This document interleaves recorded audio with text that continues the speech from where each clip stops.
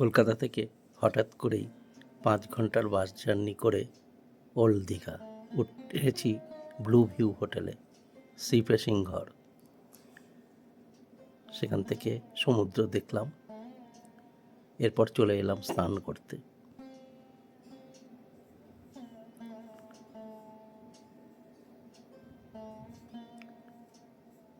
স্নানের মাঝে মাঝে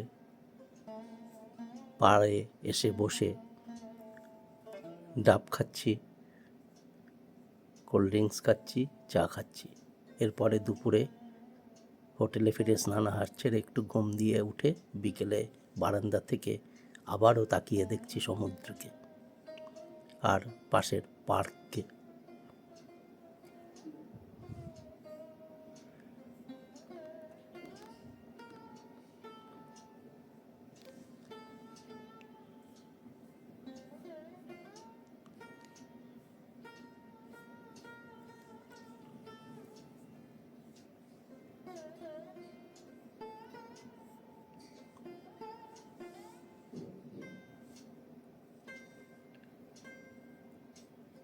এরপর একটু সাজুগুজু করে সন্ধ্যার আলোকিত দীঘাকে দেখার জন্য হোটেলের বাইরে বিচের পাশে চলে এলাম।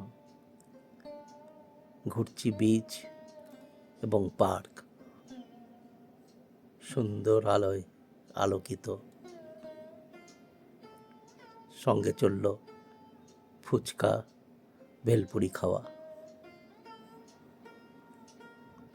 পরদিন সকালে খুব তাড়াতাড়ি স্নান করে নতুন বস্ত্র পরে খালি পেটে চলে এসেছি পার্শ্ববর্তী রাজ্য উড়িষ্যার চন্দনেশ্বরে। এখানে বিখ্যাত শিব মন্দির চন্দনেশ্বর মন্দিরে আমরা শিবকে পুজো করেছি। তারপর মন্দিরের চারপাশ ঘুরে ফিরে দেখছি।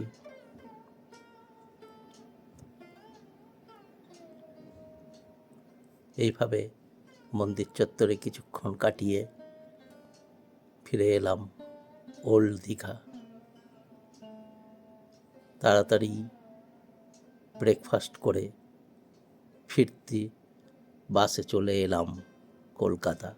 খুবই ঝটিকা সফর, কিন্তু আনন্দ দিয়ে মনকে ফ্রেশ করে দিয়েছে। আপনারাও ট্রাই করতে পারেন। আর আমাদের এই ভ্রমণ বার্তা সাবস্ক্রাইব করে নিতে পারেন।